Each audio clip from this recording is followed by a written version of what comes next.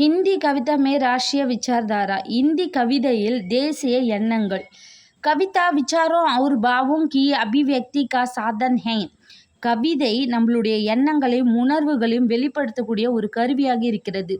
कविता में कवि अपनी भाव अनुभूति तथा विचारों को सामान्य बनकर व्यक्त करता है। கவிதையில் கவிஞர் தன்னுடைய உணர்வுகளையும் அவர்களுடைய எண்ணங்களையும் பொதுவாக அல்லது குவாடினேஷனாக கோர்வையாக சொல்ல ஒரு பர்சன் தேவைப்படுது। அதாவது கவிதையை பற்றி பேச அவர் இசி பாவனாசே இந்த எண்ணங்களினால் அவர் தன்னுடைய பொருட்கள் அதாவது வஸ்துனா ஒரு கருவின்னு கூட சொல்லலாம் சப்கி பனானே மே சஃபல் ஹோதா ஹை। இந்த உணர்வுகள் எண்ணங்கள் எக்ஸ்பிரஷன்ஸ் ஃபீலிங்ஸ் இது எல்லாத்தையுமே ஒன்றிணைத்து இந்த கவிதையை உருவாக்கும் போது அது வெற்றி அடைகிறது। राष्ट्रीय भावना ये शांत तथा वैभवमय वातावरण में अधिक प्रबल नहीं हो पाती हैं। தேசிய எண்ணங்கள்னால அமைதி மற்றும் ஒரு குதூகலமான வைபவமயனா ரொம்ப சந்தோஷகரமான ஒரு என்விரான்மெண்ட்டு அதிகமாக சப்போர்ட் பண்ணுறது கிடையாது। उनके लिए वातावरण का शुभद होना तथा समाज का भी संघर्षता होना अपेक्षित होता है। அதாவது இந்தி கவிதையை கற்றுக்கொள்ளும் போது ஒரு பொசிஷன் அதுக்கான ஒரு நிலை வருகிறது। ஒவ்வொரு நிலையில் ஒன்று வருது।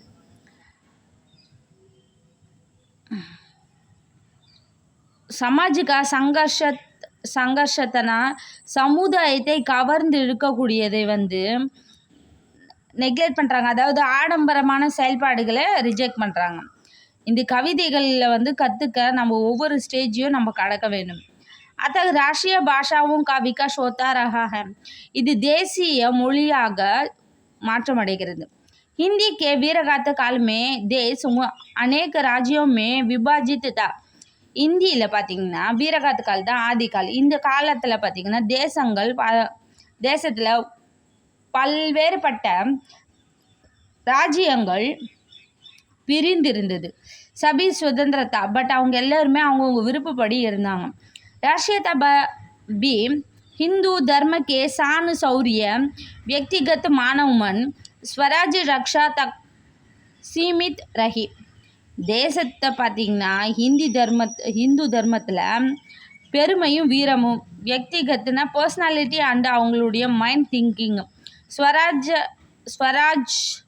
ஸ்வராஜ்ய ரக்ஷனா தேசத்தினுடைய பாதுகாப்பு இதெல்லாம் ஒரு லிமிட்டடில் இருந்தது, அதிகமாக கிடையாது। ராசோ கிரந்த் மே பி ராஷ்ட்ரியதா கா எஹி ரூப் தான்। அதாவது இப்போ நூல் போயம் இப்படிலாம் சொல்கிறோம்ல அதை ராசோன்னு சொல்லுவாங்க அந்த காலத்தில்। கிரந்தோனா புத்தகங்கள், அந்த நூல்களின் புத்தகங்கள் பார்த்திங்கன்னா தேசத்திற்கு இந்த வடிவில் தான் அளிக்கப்பட்டது।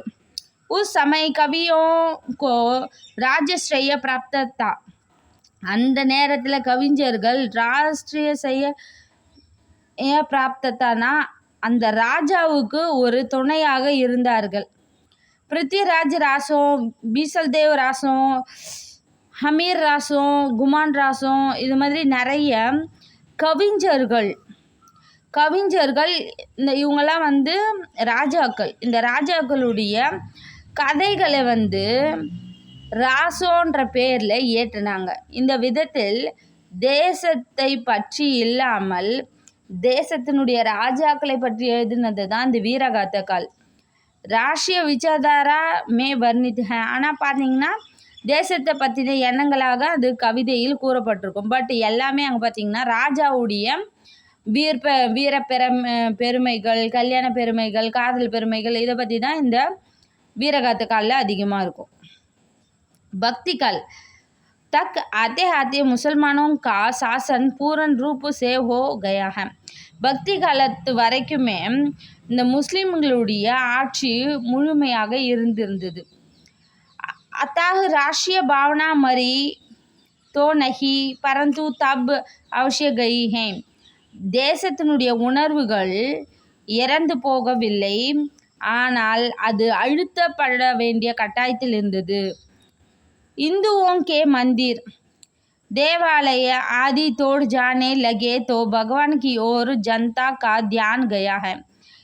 இந்த கோவில்கள் தேவாலயங்களை உடைக்கப்படும்போது கிட்டத்தட்ட மனிதர்கள் தங்களுடைய கடவுள் மீது அதிகமான தியான அதாவது எண்ணங்கள் உருவாக்கப்பட்டது. கோஸ்வாமி तुलसीदास வந்து फुल नेम அது. अपनी रामचरितमानस में भारतीय राष्ट्रीयता को आध्यात्मिक के ढंग से व्यक्त किया.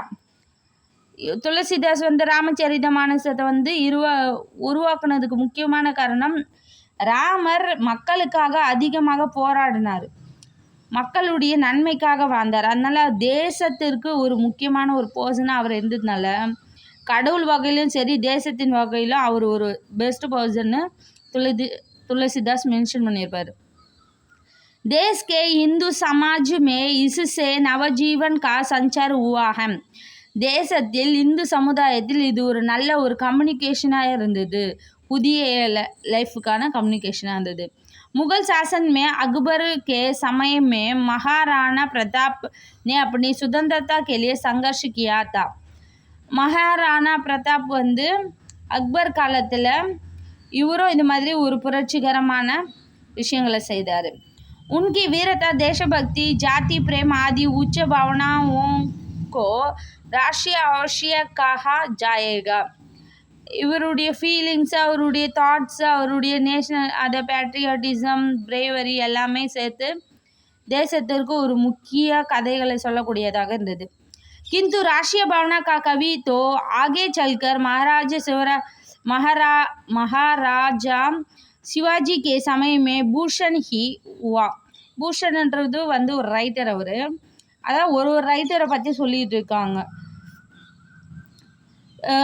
மகாராஜ் சிவாஜியுடைய நேரத்தில் பூஷன் என்ற ரைட்டரும் இது மாதிரி தான் இருந்தார்.